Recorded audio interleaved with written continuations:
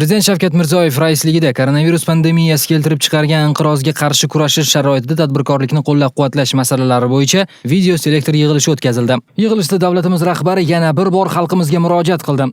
Ommaviy axborot ro'znomalarda har kuni dunyoda nima bo'layapti va O'zbekistonda qanday choralarni ko'ryapmiz, hammalaring ko'rib turibsizlar. Lekin shunga qaramasdan men yana bir marta xalqimizga murojaat qilmoqchimanki, nimaga aytsangiz, vaziyatni agar biz qo'ldan boy bersak, jilovlamasak, qattiq qo'l bo'lmasak, vaziyat keskinlashib boraveradi. Bugungi kunda butun dunyo, insoniyat murakkab davrni boshidan kechirmoqda, hammamiz bunga guvoh bo'lib turibmiz.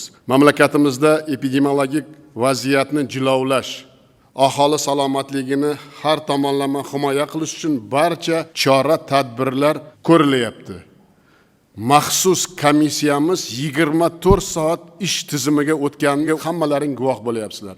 Mana shunday og'ir paytida hammamiz o'zimizni dunyo qarashimizni o'zgartirib, avvalambor o'zimiz namuna bo'lishimiz kerak. Vaziyat bundan ham murakkab bo'lishi mumkin. Mana shunga tayyorgarlik qilishimiz kerak. Hammamiz dunyoni ko'ryapsizlar qanday bo'lyapti. Salgina jilovni qo'yib yuborgan joyda qanday oqibatlar bo'lyapti. Misli ko'rinmagan oqibatlarga olib kelishi mumkin. Meni ko'chamda, meni mahallamda, meni rayonimda, bizning viloyatimizda yo'q bu degan odam xato qiladi. Men buni 3-marta qaytaryapman. Bugun ertalab koronavirus kasalligiga chalinganlar soni bizda 221 taga yetdi. Ming afsuski ko'rsatilgan zarur tibbiy yordamlarga qaramasdan bemorlardan 2 nafari vafot etdi. Ularning oila a'zolariga va yaqinlariga o'z nomimdan, butun xalqimiz nomidan chuqur ta'ziya bildirib, sabr, toqat va bardamlik tilayman. Albatta yo'qotish oson emas. Biz hamma choralar ko'ryapmiz.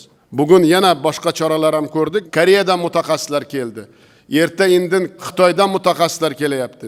Germaniyadan, Rossiyadan eng zo'r mutaxassislarni olib kelamiz. Nimaga aytsangiz, iloji boricha o'lim bo'lmash kerak.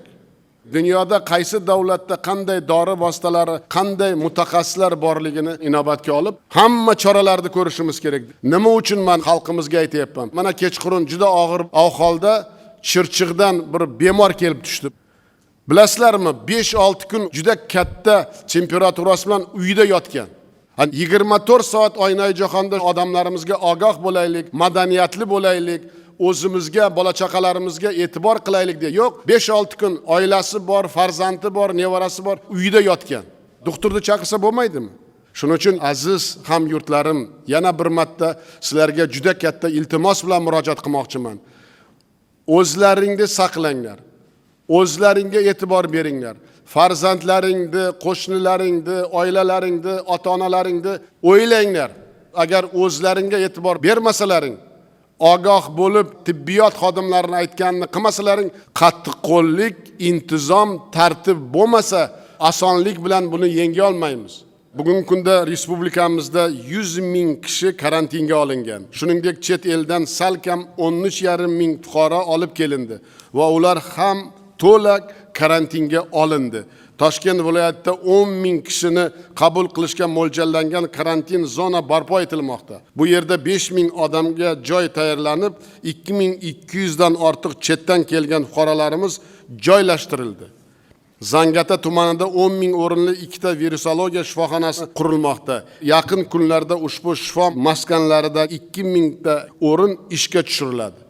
Hozirgi kungacha 245 mingta test, 700 mingga yaqin himoya vositalari olib kelindi va davolash muassasalariga yetkazildi. Ta'kidlash kerakki, amalga oshirilayotgan tizimli chora-tadbirlarimiz o'zini birinchi natijalarini berdi. Hammalaring mana oynai jahonda ko'ryapsizlar, kasallikka chalinganlarning 25 nafari to'liq sog'ayib reabilitatsiyaga o'tkazildi. Fursatdan foydalanib, bu kurashning oldingi saflarida chinakam jasorat va matonat ko'rsatayotgan jonkuyar va oliyjanob shifokorlarimizga chuqur minnatdorchilik bildirmoqchiman. Yuzaga kelgan vaziyatni to'g'ri tushunib, bizni faol qo'llab-quvvatlayotgan xalqimizga, aziz yurtdoshlarimizga rahmat aytmoqchiman. Nimaga desangiz, mana ko'p ijtimoiy tarmoqlarda ham, Oynai jahon ro'znomalarda xalqimiz qabul qilgan choralarimizni to'g'ri qabul qilayotganlari uchun, tartib, intizom saqlayotganlari uchun men yana bir marta katta rahmat aytmoqchiman, minnatdorchilik bildirmoqchiman. Bu millatimizni, xalqimizni,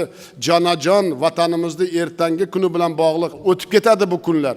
Lekin hozir metin intizom bilan ishlasak, temir intizom bilan natija albatta biz ko'zlagandek bo'ladi. Shu bilan birga qancha ogohlantirish va tushuntirish ishlariga qaramay, joylarda karantin qoidalarini buzayotganlar afsuski juda ko'payib boryapti. Hozirgacha 22 mingdan ziyod ana shunday holat aniqlandi. 330 kishi karantin hududidan qochib ketdi.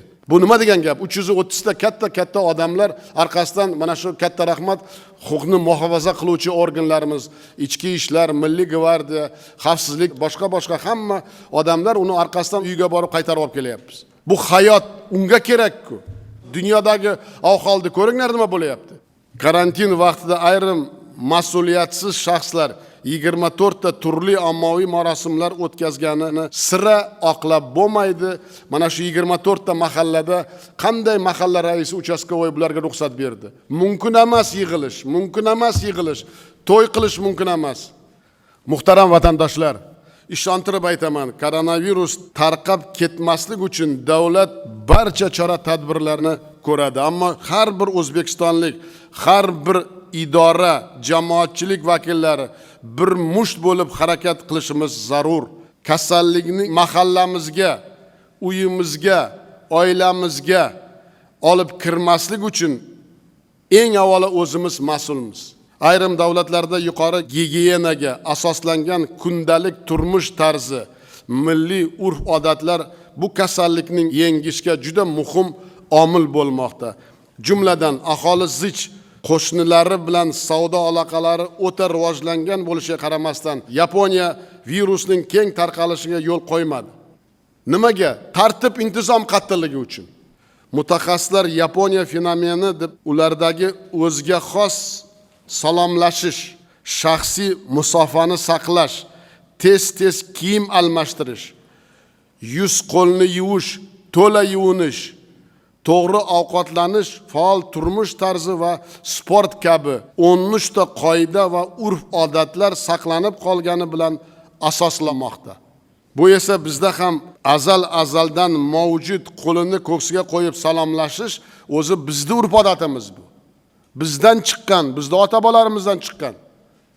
Qo'lni ko'ksiga qo'yib assalomu alaykum deb qo'lga suv qo'yish kabi urf-odatlarni yanada mustahkamlashimizni taqozo etadi. Shuningdek, jamoat joylarida, mahalla va xonadonlarda dezinfeksiya ishlarini muntazam davom ettirish, barcha korxona va tashkilotlar har haftada o'z xodimlarini tizimli ravishda tibbiy ko'rikdan o'tkazib turish zarur. Hurmatli do'stlar, har qanday qiyinchilikka qaramasdan o'z xizmat burchini vijdonan bajarayotgan aka-ukalarimiz, opa-singillarimiz, o'g'il-qizlarimiz fidoyiligini yuksak qadrlaymiz.